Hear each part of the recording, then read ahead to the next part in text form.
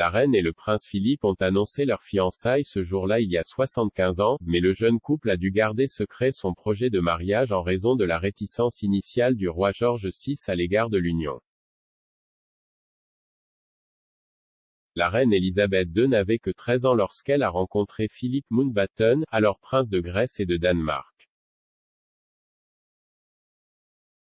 Le couple s'est rencontré au Dartmouth Naval College, où Philippe s'entraînait pendant le roi George VI et la reine Elisabeth. La visite royale de la reine-mère avec leurs deux filles de l'époque, la princesse Elisabeth et la princesse Margaret. Immédiatement après leur première rencontre, les jeunes membres de la famille royale ont commencé à correspondre par lettres.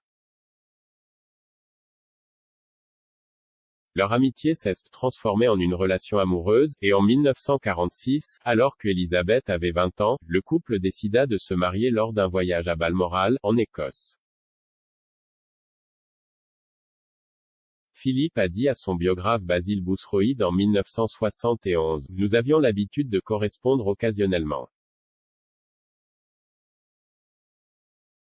Vous voyez, c'est difficile à visualiser. Je suppose que si j'avais été une simple connaissance, tout cela aurait été terriblement significatif. Mais si vous êtes apparentés, je veux dire que je connaissais la moitié des gens ici, ils étaient tous des parents, ce n'est pas si extraordinaire d'avoir des relations familiales avec quelqu'un.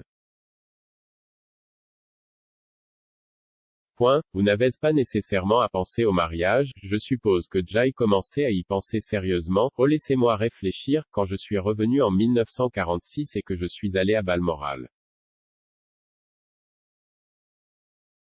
C'est probablement à ce moment-là que c'est devenu, vous savez, que nous avons commencé à y penser sérieusement, et même en parler.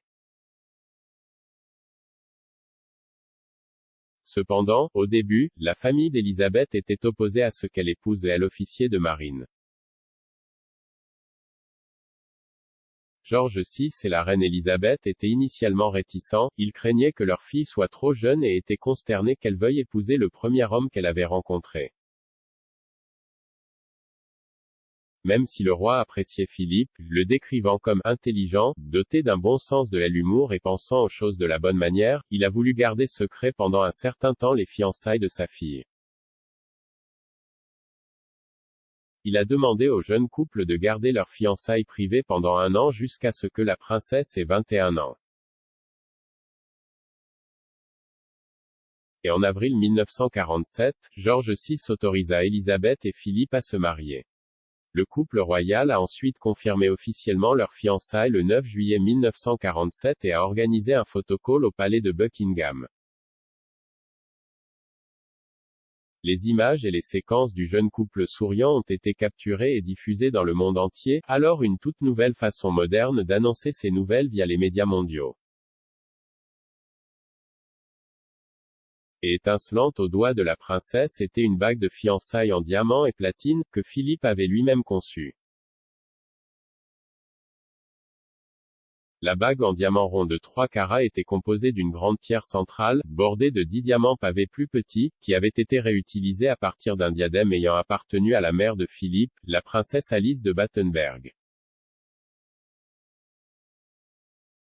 D'autres pierres de la même pièce ont été utilisées pour créer un bracelet des inspirations art déco pour sa future mariée. Avant le mariage, Philippe a renoncé à sa citoyenneté grecque et à son titre pour devenir lieutenant Philip Mountbatten, et le jour de leur mariage, le titre de duc d'Édimbourg lui a été décerné.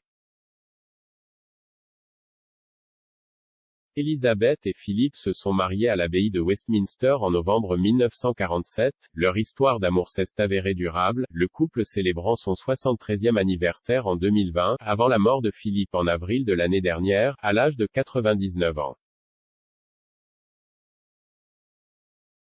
Dans son message de Noël 2021, la reine a rendu hommage à sa force et sa persévérance, et a évoqué leur première rencontre en 1939. Elle a déclaré, « Ce scintillement espiègle et interrogateur était aussi brillant à la fin que lorsque je l'ai vu pour la première fois. Mais la vie, bien sûr, consiste en des séparations finales ainsi qu'en des premières rencontres, et même s'il me manque à ma famille et à moi, je sais qu'il voudrait que nous profitions de Noël, ajoutant qu'elle avait senti la présence de Philippe avec elle alors qu'elle prête à marquer sa première saison festive sans lui.